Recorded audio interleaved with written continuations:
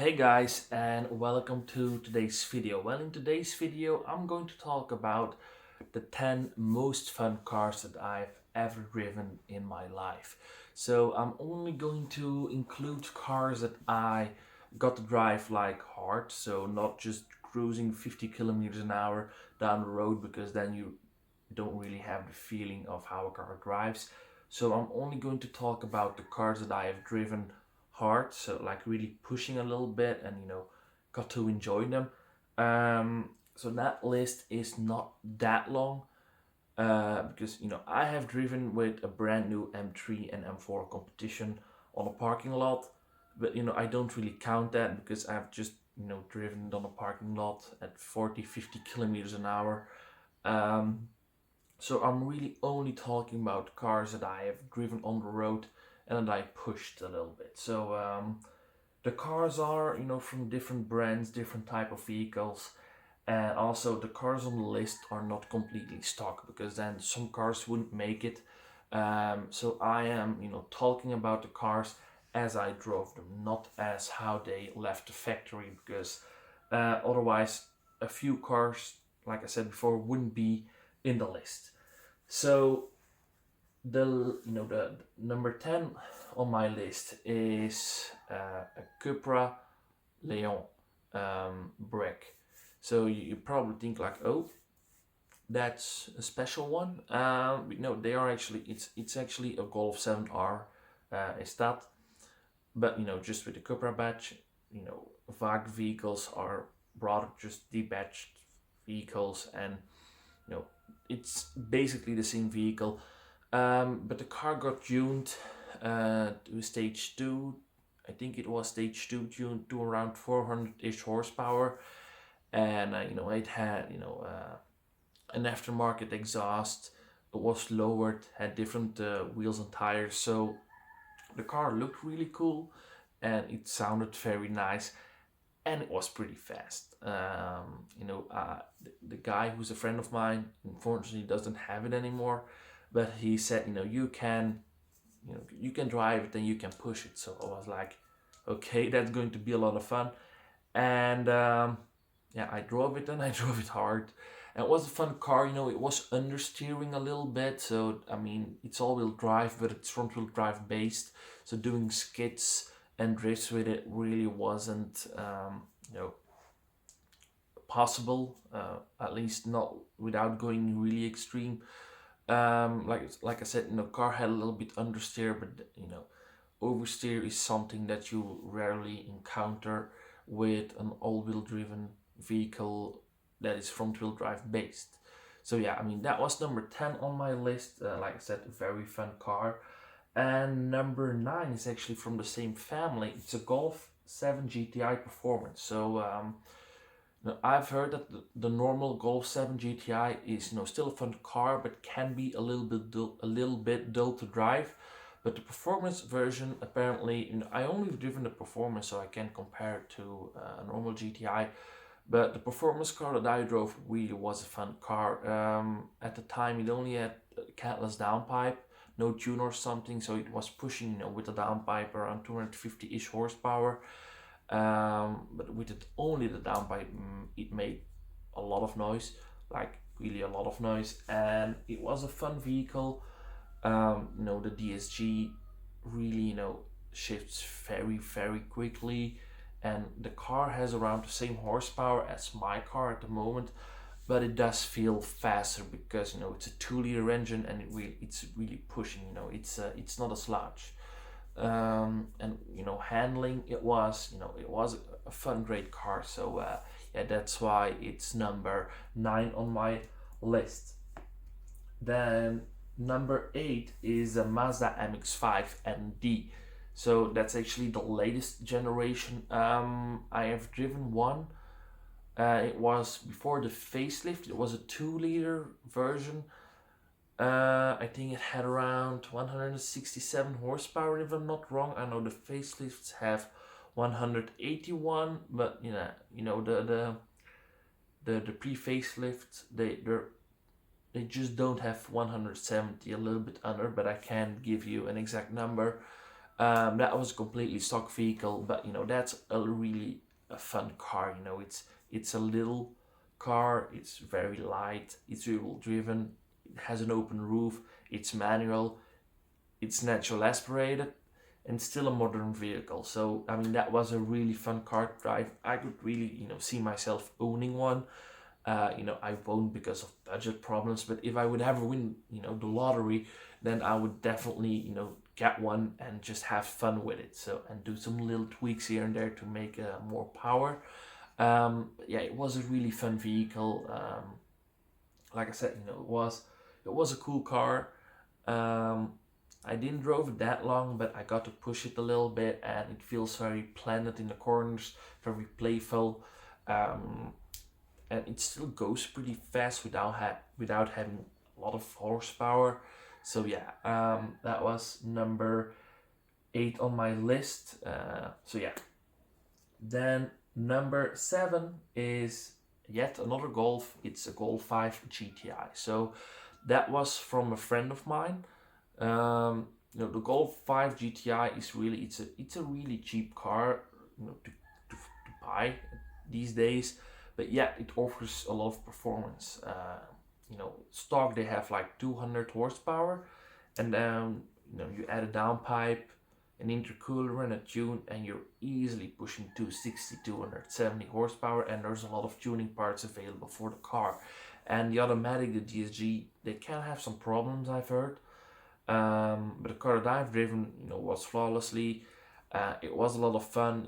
It had around 200 horsepower. It was still stock. The only thing that was done to it was an aftermarket intake, which made a cool suction noise when you were hitting the throttle. But yeah, a Golf 5 GTI really is a fun car.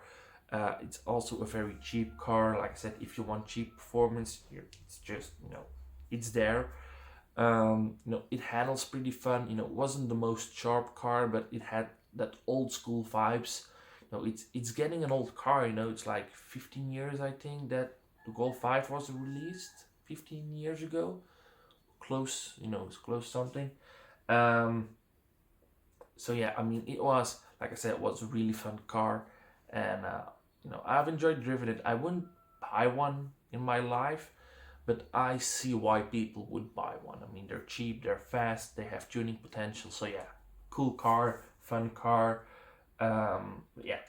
So the next car on my list is a Mazda MX-5 NA. So that's actually from the same owner as the Golf 5 GTI. Unfortunately, he wrecked Mazda, but fortunately before that, I was able to drive the car, and it was a 90 horsepower one, so it wasn't that fast, but it's a Mazda MX-5. It's an NA. What do they weigh? Around 900 kilograms. I'm not sure. Um, it's such a fun car. It has that cute face. It wasn't a fast car at all, but it was like a go-kart that's legal for the road, and the car was tuned a little bit. It had like an aftermarket exhaust, an LSD, I think, and coilovers. So it was a really really fun car, and I would really want one. That's really a car that I have thought about buying, for the channel. Even though it's not a BMW, but I have really thought about buying one.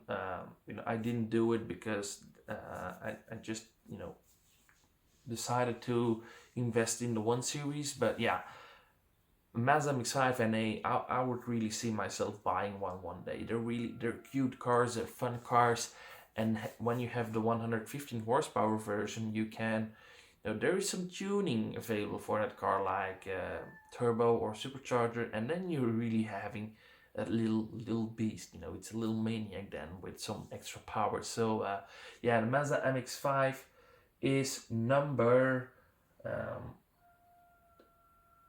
6 on the list. I forgot to count.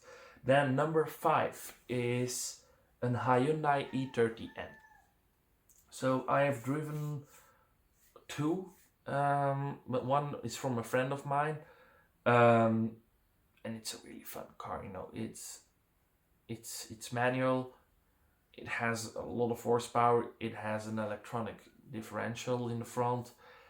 But damn, it, it's a fun car. It's, it's cornering wise, it's amazing. And I've only driven his car like 5 6 times, but I was once on the highway really pushing it on an exit, and the whole car was sliding. And most of the times when I feel frightened when a car starts to slide at those speeds, but the Hyundai i30N really felt very controllable. Um, it really felt like it was very, uh, it's tough to say, but even on the edge, it feels like it's not on the edge. You feel it's on the edge of its performance, but yeah, it stays easy controllable if you understand what I mean. So yeah, it really was a fun car. It is a fun car. He didn't wreck it, fortunately.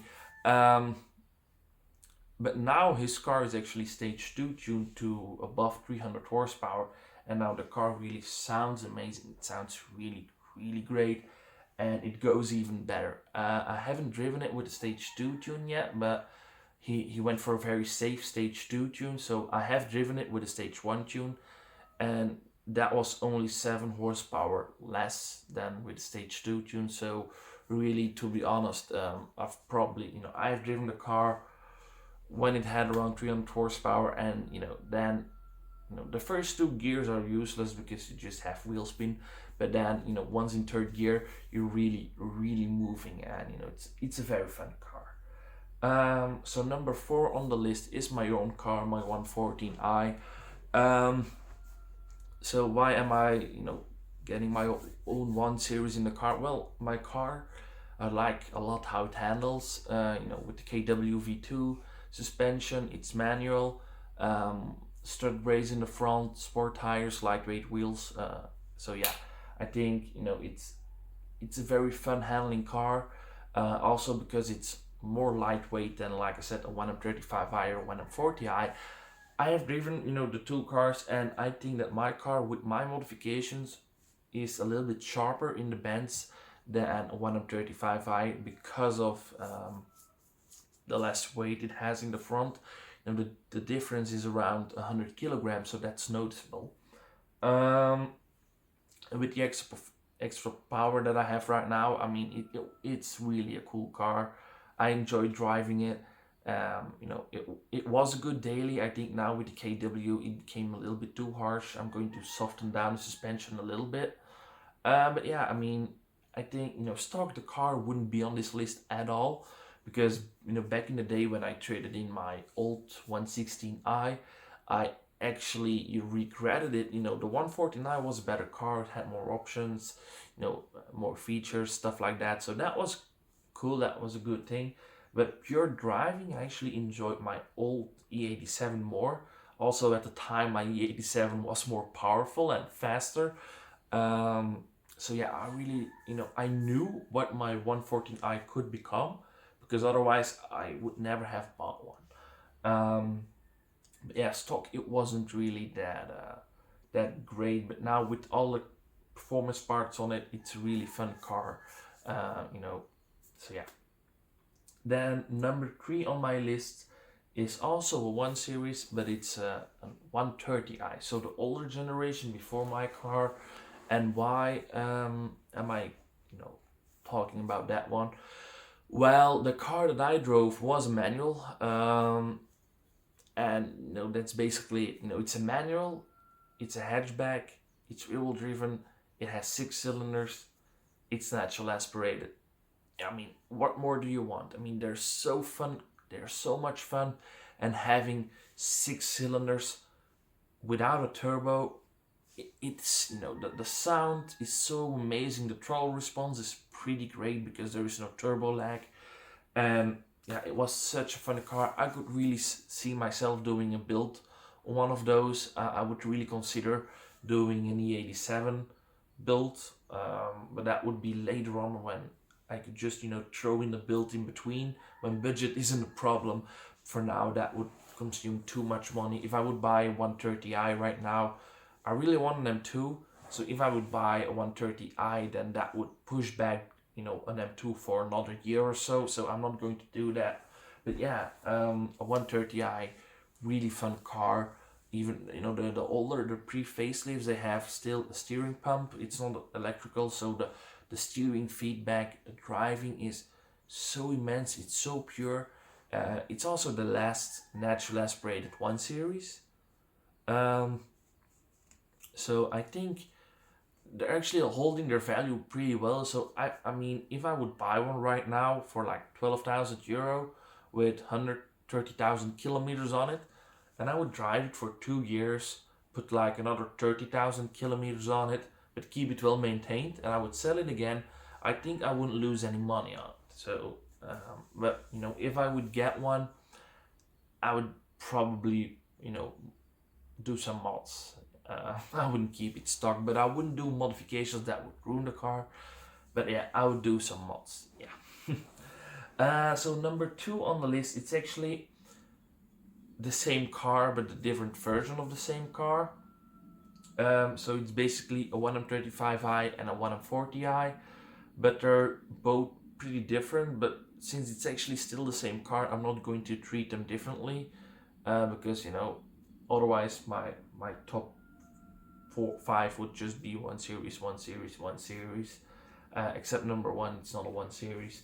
Yeah, the 1M35i I drove was a stage 2 tuned version with around 410 horsepower, I thought it was. It also had KW suspension, an aftermarket LSD, some 19-inch rims with pilot sports under them. And it was wheel driven automatic. So that was a really fun car. It was very playful with the LSD, and it handled very great. I mean, handling wise, it was close to my car because it's still the same platform. And then the 1M40i was still stock. So it had around 340 horsepower, but that was an X-Drive version, so the launch control in that car was way more aggressive. 0 to 100, it was a lot faster due to it having zero wheel spin. So yeah, I mean, like I said, they're both the same cars, just different layouts.